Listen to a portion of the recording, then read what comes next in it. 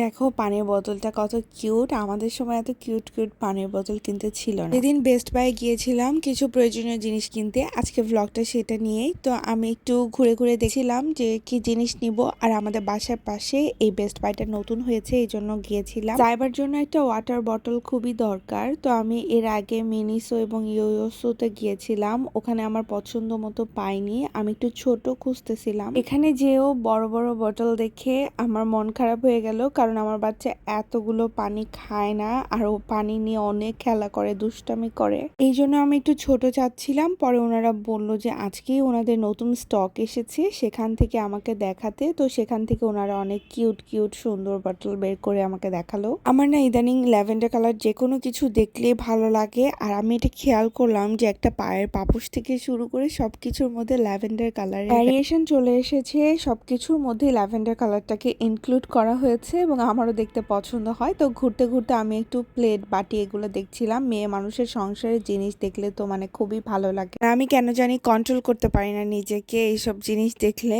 আমার এই প্লেটটা এত পছন্দ হয়েছে, এটা যে এত কিউট। এই টাইপের দুইটা প্লেট ছিল, বাট যে পুরোটা চেক প্রিন্টেড ছিল ওইটা আমার বেশি পছন্দ হয়েছে। প্লেটটা একটু মেলানো ছিল, আমি বাসায় সবসময় খাওয়ার জন্য ওই প্লেটটা নিয়ে নিয়েছি। তো চলো দেখায় আমি কি কি জিনিস নিয়েছি। মেলামাইন বলে প্রাইস কিন্তু কম নেয়নি। এই প্লেটের প্রাইস ছিল 195 টাকা। আর বাবুর জন্য এই ব্রাশ আর পেস্টটা নিয়েছি। কাপড়ে দেওয়ার জন্য একটা ফ্রেগ্রেন্স নিয়েছি, আর বাসার জন্য ওডোনিল, আর এই যে বাবুর জন্য এই পটটা নিয়েছি, আর এই ছাঁকনিটা নিয়েছি। That's it for today.